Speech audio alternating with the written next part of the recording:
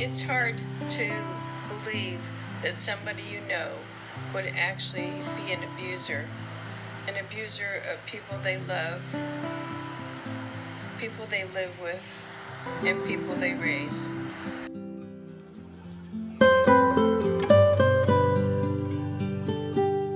Every day, more than 3 women are murdered by their intimate partner in the United States. Domestic violence is the #1 cause of injury for women in the United States between the ages of 14 to 44. Psychological trauma is linked to suicide, especially trauma that is violent in nature.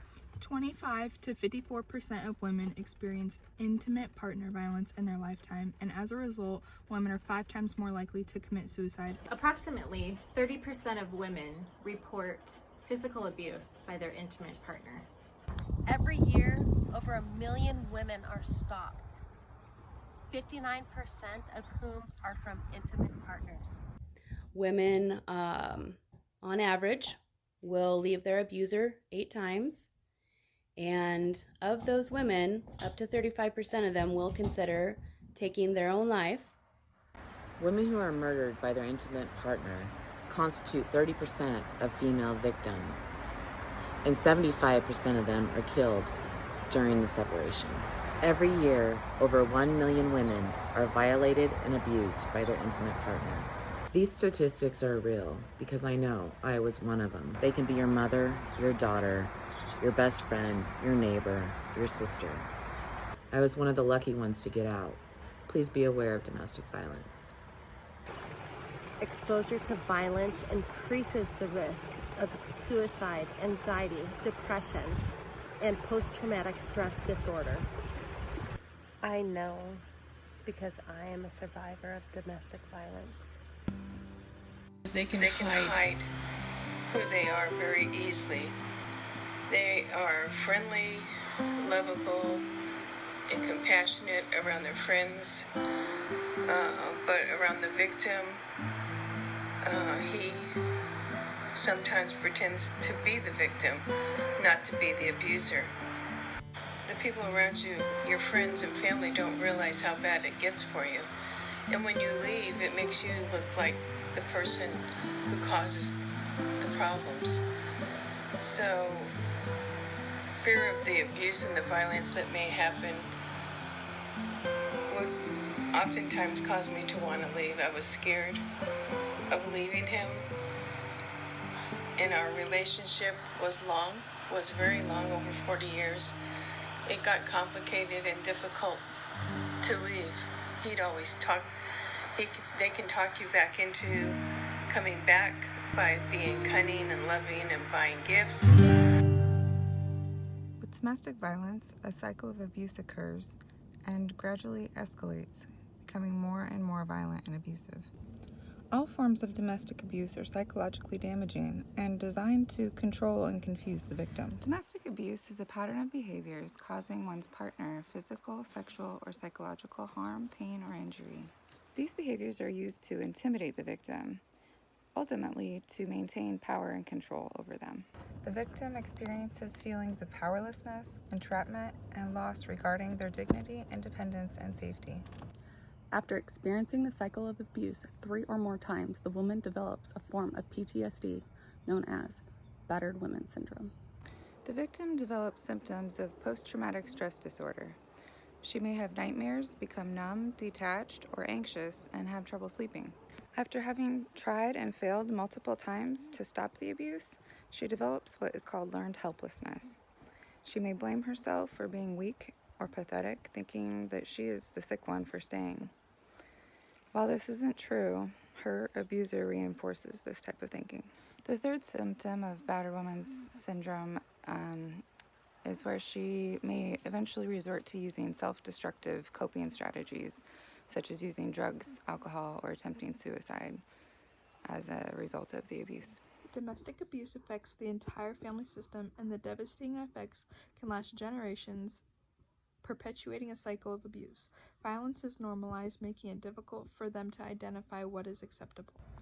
By growing up with domestic violence, those kids are trained early on how to behave and respond to abuse.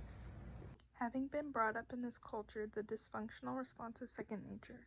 Research has shown that when a child experiences this kind of psychological distress, it often predicts future experiences of victimization.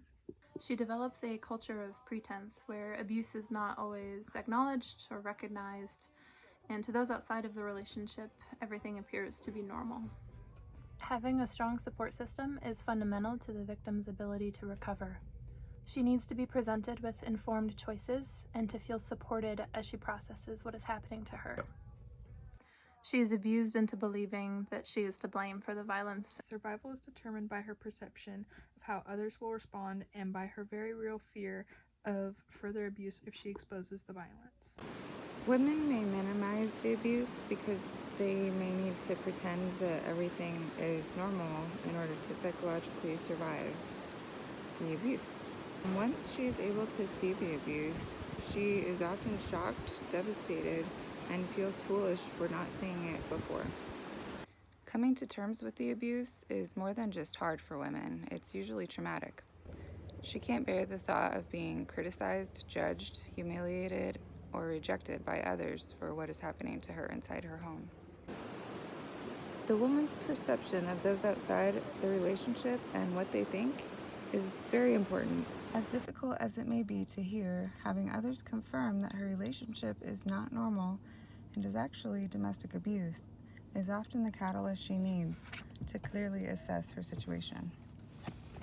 Abuse is not normal relational conflict.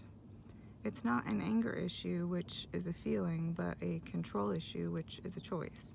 Unless he gets professional help and wants to change, the abuse and violence will only escalate.